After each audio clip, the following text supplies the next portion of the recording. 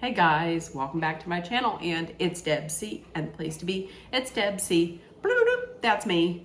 Boop, Deb C. Hey guys, happy Saturday. I hope everybody is having a wonderful week and a great day. Let's get our water ready, and it is time for a movie review / recommendation, and this is...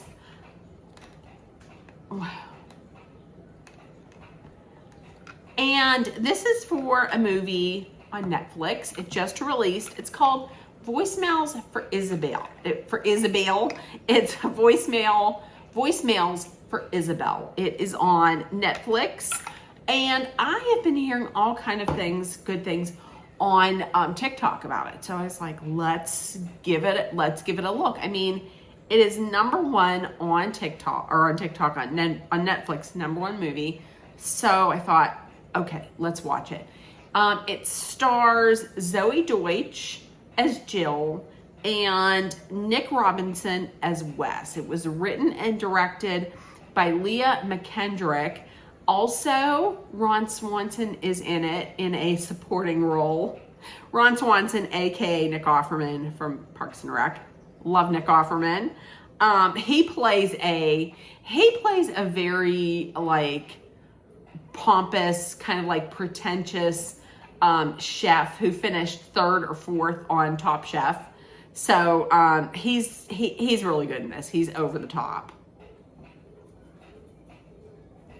So the premise is this: Jill suddenly loses her best friend, her sister Isabelle. Her sister Isabelle suffers from cancer, and she suffers sudden loss when Isabelle passes away. And to cope with her grief, she calls Isabelle's phone number and leaves voicemails for Isabelle. And this is just, like I said, to help her cope with the grief and the loss. But what Jill doesn't know is that the number has already been reassigned to someone else. And that someone else is Wes, who's played by Nick Robinson.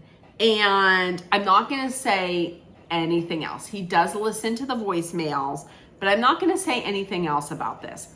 The premise itself could be kind of creepy. Like, if I'm being honest, it could get creepy. Like, if the movie was written any other way, it could be creepy, but it's not, because of the fact that how Wes was written.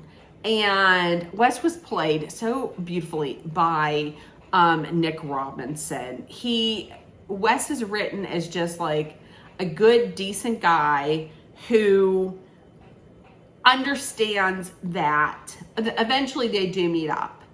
And he understands that she is grieving, so he doesn't want to push anything on her. Like, he's been listening to the voicemails.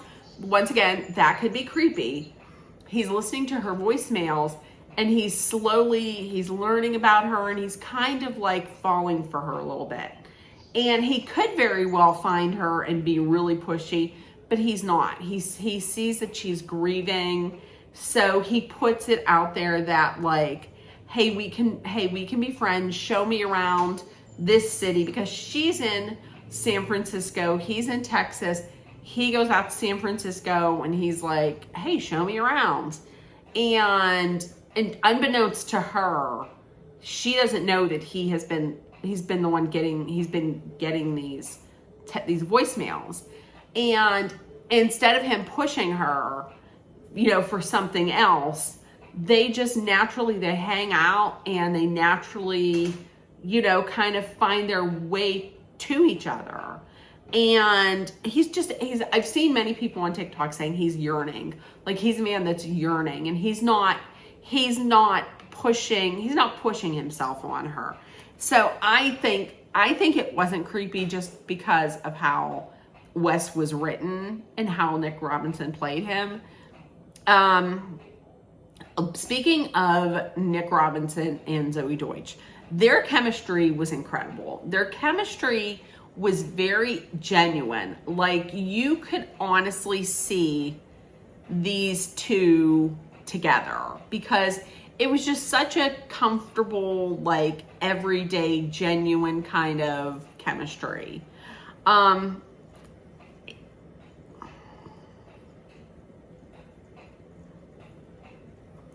Also, in this movie, there was multiple pop culture references and multiple references to like previous rom-coms. This is classified as a rom-com. Is it? But I've been seeing people saying that there was no com in there. There was no comedy. I thought there was. This is a movie that you're definitely going to need Kleenex. You will absolutely need Kleenex, unless you're just, and the only person I could think probably wouldn't cry in this movie would be my mother, because she just doesn't cry over things, unless Mekhi Phifer dies in ER, or like a family member dies in for real life. But yeah, there was a lot, like I said, there was multiple pop culture references, references to other rom-coms. This is like I said, this is classified as a romantic comedy. There is a lot, you will cry. Like, there is crying. However, I disagree with the people that are like, there was no comedy. There was comedy in this. I thought it was honestly one of the better rom-coms that I've seen in the last few years. The music was very good. The soundtrack is probably very good. The music was good. All the characters were developed well, including the supporting characters.